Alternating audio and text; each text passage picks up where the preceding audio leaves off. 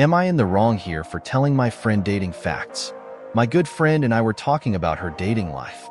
She's been trying to find a partner for some years now and doesn't like to date a lot because of the time investment. I'm like her girlfriend she complains to, and I happily enjoy the gossiping. So she got really frustrated with her last date, and I asked her what exactly she's looking for. She proceeds to tell me her preferences. Makes over $200,000 a year, no kids, never married, 6 feet tall, older than her, she's 37. I said that's perfectly fine. However, here's the math on that. I pulled up one of those female delusion dating calculators and showed her. She thought that was about 4% of men.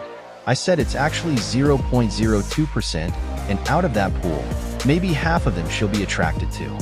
So, she wasn't mad, but then I said, the other challenge is men like that have more options than a 37-year-old single mom with an 8-year-old son living in an apartment and has a problematic baby daddy.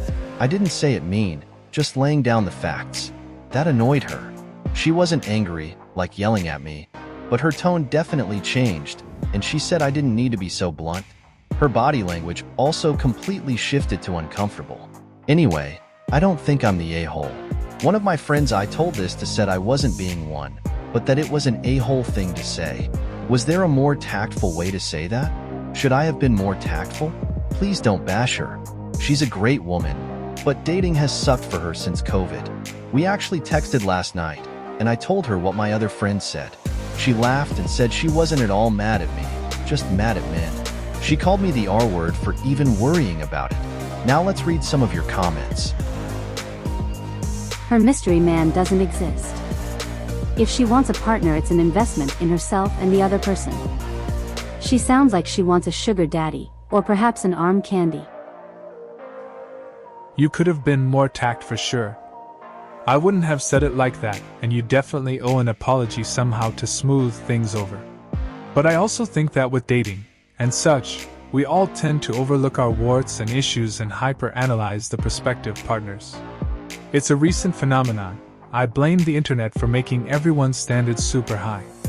Not gonna dive into that with anybody, it's my opinion alone.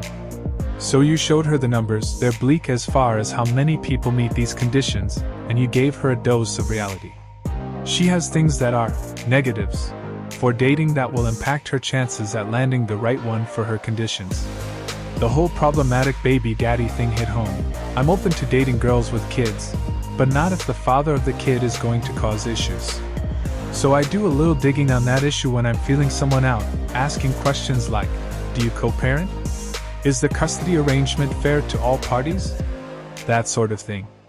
Had a girl tell me her kid's father and her had broken up a month beforehand. They had been together 6 years.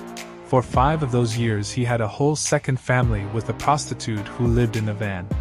He finally ended things with her, the girl I was seeing, after a mushroom trip where he realized they weren't compatible.